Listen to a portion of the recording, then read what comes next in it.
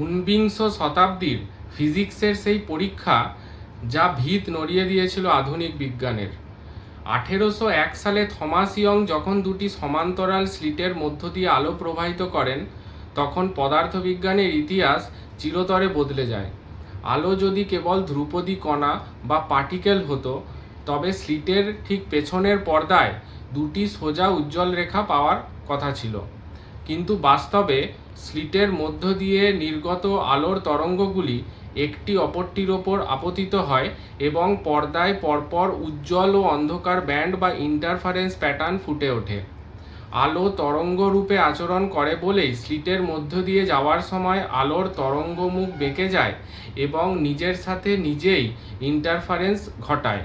Thomas ইয়ংয়ের এই পরীক্ষাটি sir Isaac নিউটনের আলোর কণা তত্ত্ব বা কর্পাসকিউলার থিওরিকে বড় ধাক্কা দেয় এবং আলো যে তরঙ্গ তা দৃঢ়ভাবে প্রতিষ্ঠিত করে।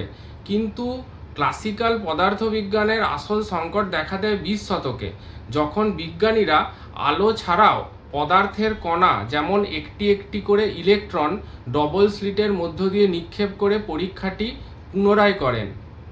ক্লাসিক্যাল পদার্থবিজ্ঞানের নিয়ম অনুযায়ী একটি একক ইলেকট্রন অবশ্যই স্লিট এ অথবা স্লিট বি যে কোনোর একটি মধ্য দিয়ে অতিক্রম হবে, কিন্তু একটি একটি করে ইলেকট্রন ছুড়লেও পর্দায় সেই ইন্টারফারেন্স প্যাটার্নই ফুটে ওঠে। এর চমকপ্রদ অর্থ হলো, একটি একক ইলেকট্রন যখন নিজের মতো থাকে তখন তা সম্ভাবনার তরঙ্গ বা ওয়েভ অফ প্রবাবিলিটি হিসেবে কাজ করে এবং একই সাথে দুটি স্লিটের মধ্য দিয়ে অতিক্রম করে নিজের সাথে নিজেই ইন্টারফারেন্স ঘটায়। রহস্য আরও ঘনীভূত হয় যখন বিজ্ঞানীরা একটি একক ইলেকট্রন ঠিক কোন স্লিট দিয়ে যাচ্ছে তা দেখার জন্য স্লিটের মুখে ডিটেক্টর বা মাপক যন্ত্র বসান।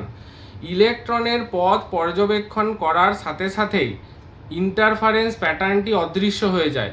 ইলেকট্রন তখন তার তরঙ্গের আচরণ ত্যাগ করে ধ্রুপদী কণার মতো আচরণ শুরু করে এবং পর্দায় কেবল দুটি সোজা রেখা তৈরি করে।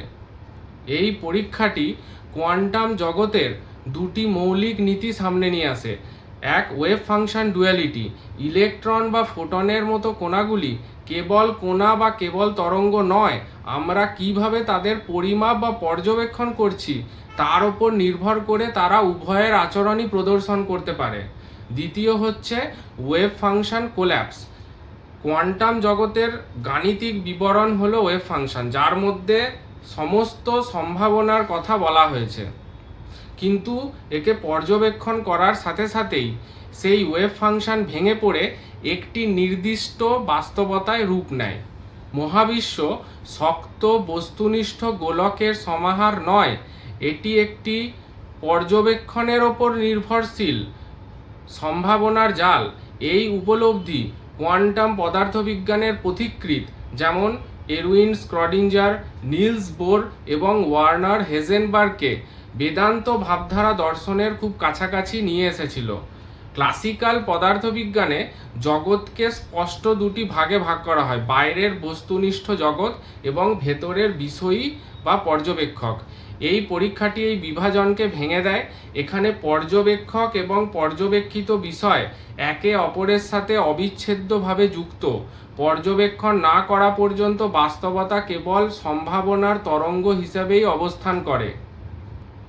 বেদান্তে জীব পর্যবেক্ষক এবং জগৎ পর্যবেক্ষিত একে অপরের থেকে পৃথক নয়, এরা একই পরম বাস্তবতার বিভিন্ন প্রকাশ। বিষয় ও বিষয়ীর মধ্যে এই পৃথকীকরণের কারণ কেবল মায়াজাত বা বিভ্রান্তি।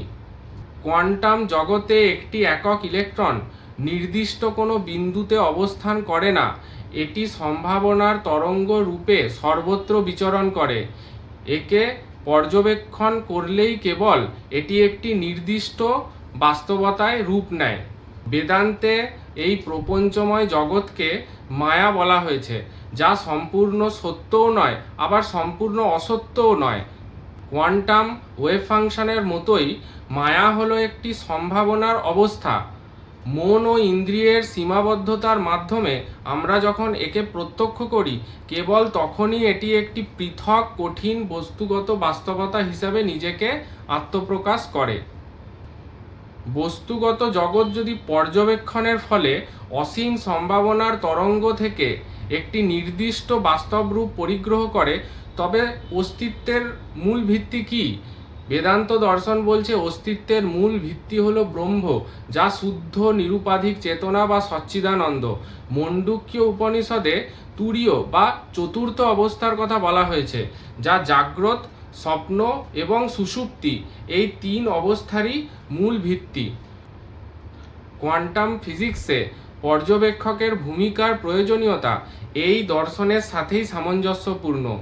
সংক্ষেপে ইয়ংয়ের এই পরীক্ষা ক্লাসিক্যাল পদার্থবিজ্ঞানের যান্ত্রিক দৃষ্টিভঙ্গিকে ভেঙে দিয়ে এই বিশ্ব ব্রহ্মাণ্ডকে একটি অবিভাজ্য এবং পরস্পর যুক্ত বাস্তবতা হিসাবে দেখতে বাধ্য করেছে, যা ভারতীয় বেদান্ত দর্শনের মৌলিক চেতনার সাথে হুবহু মিলে যায়।